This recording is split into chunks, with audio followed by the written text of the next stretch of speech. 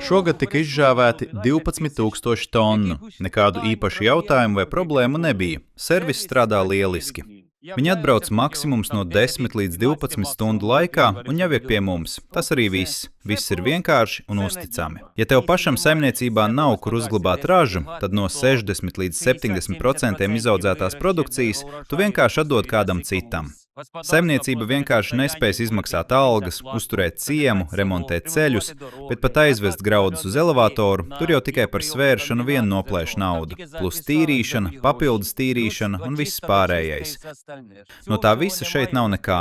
Graudi tiek uzglabāti uz vietas. Tie, kas atbrauc, mēs viņiem pārdodam graudus, un mēs no viņiem neprasām samaksu par iekraušanu, izkraušanu vai vēl kaut ko. Viņi saņem kvalitatīvu sēklus vai pārtikas materiālu. Ekonomija ir acīm redzama.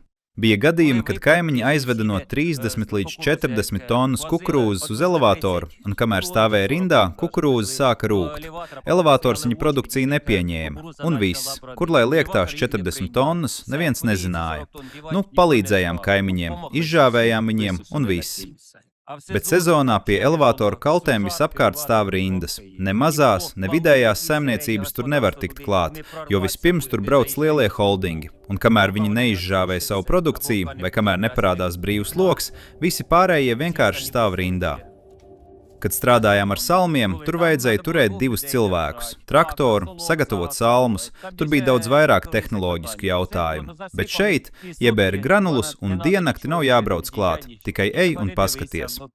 Mēs mēram mitrumu un visu pārējo. 35 kg granulu aizgāja, lai izžāvētu kukurūzu. Tagad paši rēķiniet visu ekonomiju. Mitrums bija vairāk nekā 28% vidēji. Mēs nolaidām līdz 14% un viss.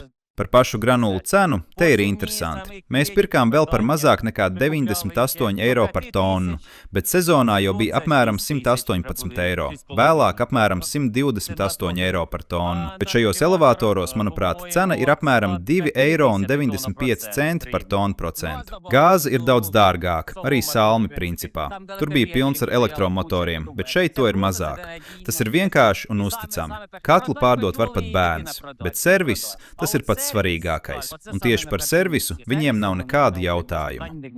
Strādāt kļuva vienkāršāk. Ej, uzkop un paskaties, un mums ir viņa telefona numurs. Ja kaut kas kaut kur notiek vai izlec kļūda, viņi pat neatbrauc. Visu izdara attālināti. Pasaka, ej iedzer kafiju, tūlīt viss pats noregulēsies.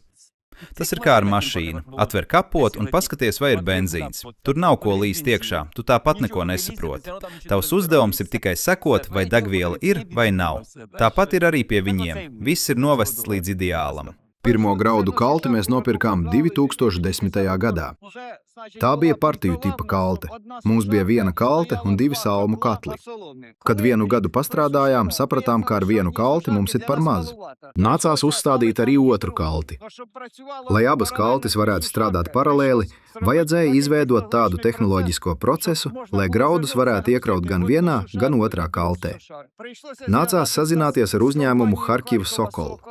Viņi mums izgatavoja uzkrājošo bunkuru 300 tonnām kukurūzas graudu, un mēs uzstādījām 2 izkraušanas bunkurus pa 130 tonnām.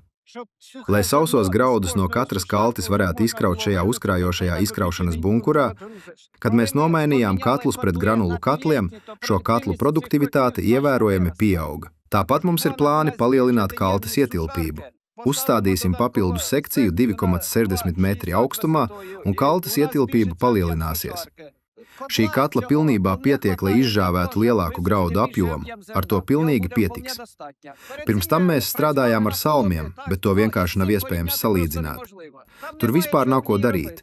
Viss ir noregulēts, automātika noregulēta. 2 pogas nospied, un viss strādā no līdz. Degvielu pirkām 4 vietās. Voropajivā, Kīivas apgabalā, Seredino Budā, Sumos, Kobiljakos, Poltavas apgabalā. Tagad vēl atcerēšos, kur vēl pirkām. Arī Vinnicā. Visa degviela dega lieliski. Turklāt visas granulas bija no priedes. Pelnu praktiski vispār nebija. Palika tikai tāda maza kaudzīte. Tur mēs sabērām pelnus. Mēs sadedzinājām 360 tonnas granulu. Ar šīm partiju tipa kaltēm diennaktī mums izdodas izžāvēt 3 kaltes. Tas ir apmēram 180 tonnas. Sākam ar miežiem, kviešiem, soju, saules puķiem un kukurūzu. Par salmiem tur jāskatās žurnālā. Vienai žāvēšanai aizgāja līdz 20 salmu ķīpām, atkarībā no mitruma. Vienai žāvēšanai ap 20 ķīpu. Un viss atkarīgs no pašām ķīpām, cik tās ir blīvas. Ja tās bija mīkstas, tad iemeti un viss pazūd. Bet ja blīvas, tad dega ilgāk, visu laiku. Gribu pateikt, ka šobrīd tirgū piedāvā ļoti daudz dažādu siltumiekārtu. Un šīs siltumiekārtas darbojas ar dažādiem kurināmā veidiem. Kāds strādā ar saules puķu sēnalu granulām, kāds ar atkritumiem, kāds ar koksnes šķeldi. Bet mēs nolēmām izmantot koksnes granulas. Kāpēc tieši granulas?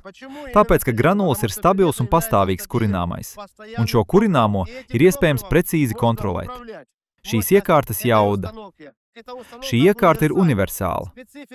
Pašas kurtuves ierīces specifika ļauj mums mainīt šī agregāta jaudu no 20 kW līdz 2,5 MW.